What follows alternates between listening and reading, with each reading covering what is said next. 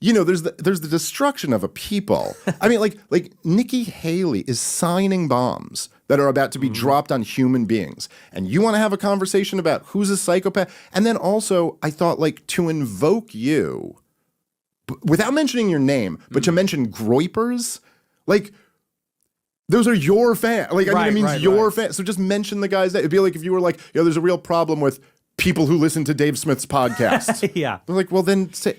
And so I remember just kind of thinking, like, that just seemed like really unfair. Here, you were not a participant in the thing. It wasn't even like a question about, and so it was like kind of, and then just being me, I was like, my first thought was like, Jordan Peterson should, if he's going to say that, he should sit down with Nick Fuentes. And then I was like, you know what? I should sit down with Nick. Like, it's been a while. And then it was something I just kind of kept thinking about. Anyway, it was just a bit of a rant, but that really was what got me first thinking, like, we should do something again. Yeah. Well, in that debate, I think raised a lot of interesting questions, because it is the thing of the moment, which is that there's been this explosion of inquiry and conversation about Israel, about the Jews, conspiracy surrounding that, the nature of it. The big question I always get asked on my show is like, what is it? What is this thing that's going on?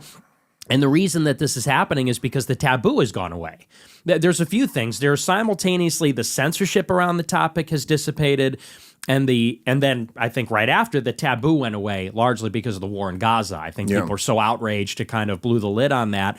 And now that kind of is the central question of the role that these personalities play in mediating that.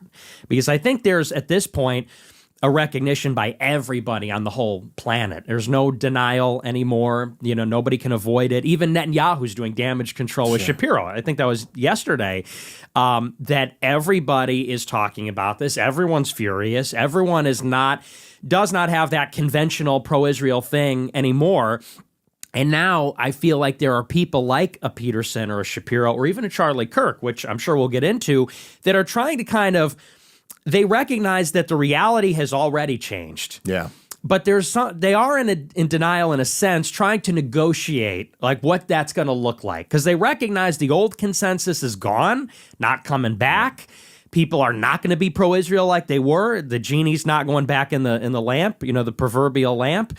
But they also recognize that, is there a limiting principle to the conversation? Is there something outside the Overton window? And if you've lost all your credibility, how can you now step in and say, okay, we were lying before, but now go no further? Right. And I think it's an open question where it goes from here that everybody's asking. Yeah, I think that's right. And I think there's, with a lot of those guys, I think there was just a moment that and I didn't plan on the Douglas Murray thing being that. I'm a libertarian, so I'm half autistic. Like, I'm a daywalker, which is why I'm the best libertarian, but I'm half that. And so I just went, oh, dude, we're going to debate the war in Gaza and the war in Ukraine. This is great. Like, this is going to be a huge show.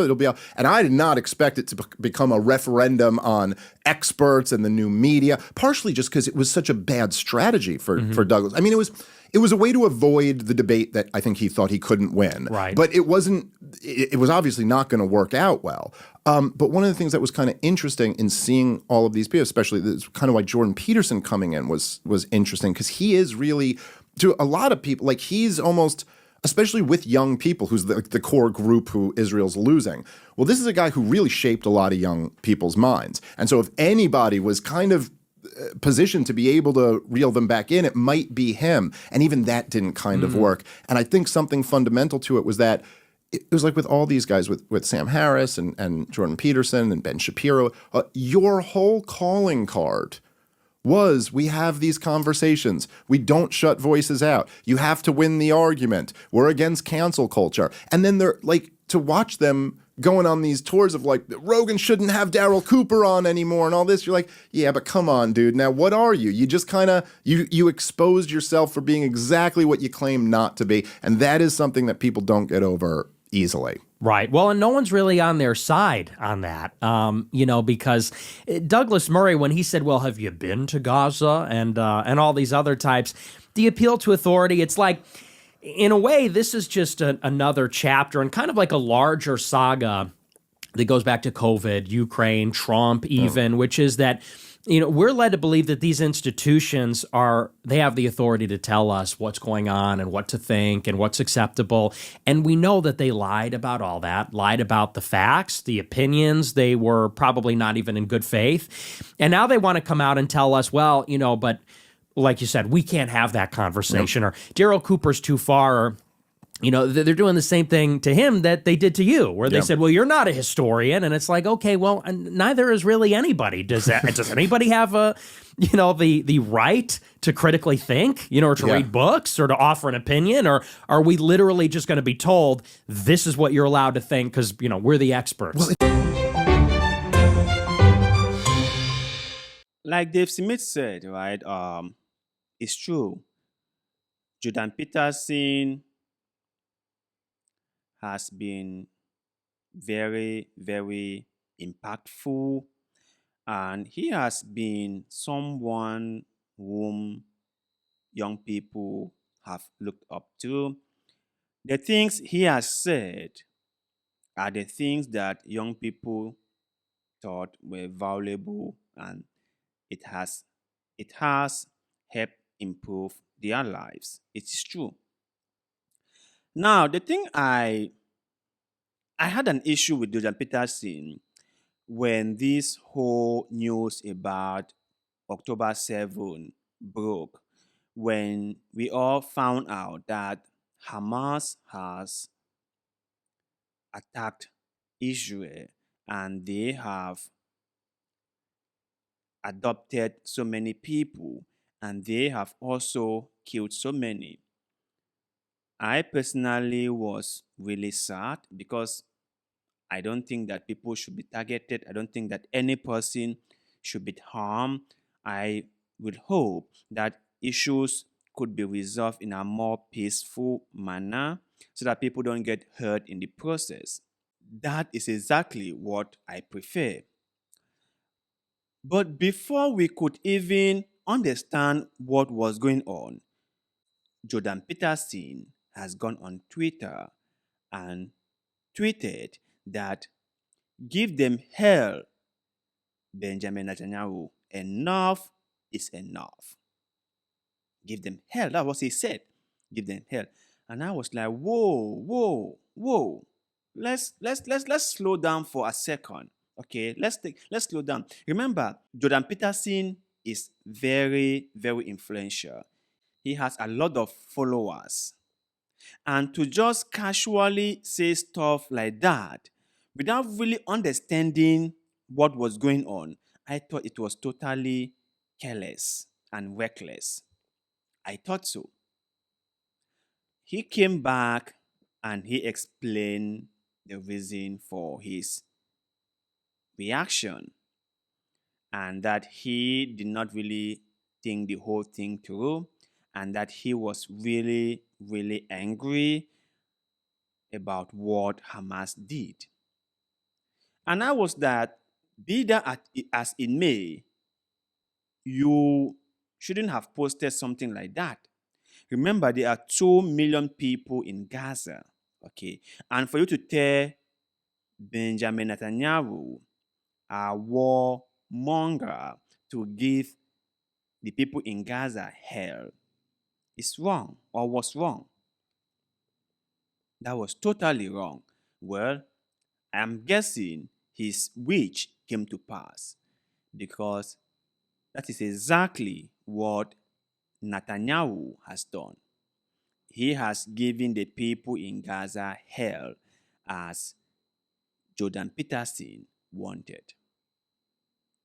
Now, talking about censorship, you would think that most people from the right, as they call themselves, would be all against censorship because, like, it is commonly known that people from the left prefer censorship more than people from the right. But that will shock you because the right, are not really opposing censorship as per se, but they are opposing what is to be censored or cancelled. If a liberal person is to be censored or cancelled, they are all for it. If views that they are against is to be censored or cancelled, they are all for it. If there is this media outlet that wanted to cancel people who are against pro-life or want to cancel people who are for pro-choice, most the so-called people in the right will be all for it. If there is a platform that will suspend or ban people who promote LGBTQ things or events, who promote transgender things on the platform, Matt Walls will be so happy. In fact, he is going to buy a bottle of wine and drinks it all by himself. Matt Walls would not be like, no, let's not cancel him, let's not suspend him, or better still, let's not ban him, even though he is talking about something that I totally am against. Matt Walls will not say that. Matt Walls will be like, yay, let's go all in for it. So my point is, people in the right who claim to be free speech advocates, who claim to be all for free speech, are not really for free speech. They are for speech that aligned with theirs. If the speech does not align with theirs, they won't be for it. It was the same thing that Pan Bondi was saying after Charlie was taken down. That we are going to start going after people who say things we don't like. I'm paraphrasing. That was what she meant. There is free speech and there is hate speech. Pam Bondi was saying that. And you would think that Pam Bondi, as the number one law enforcement officer, will know that. So, my whole point of saying all this is that most of the times, when people say they are all for free speech, do not take them at their worth. Just wait to see the speech they disagree with, and then you will know if they are truly a free speech absolutists or not.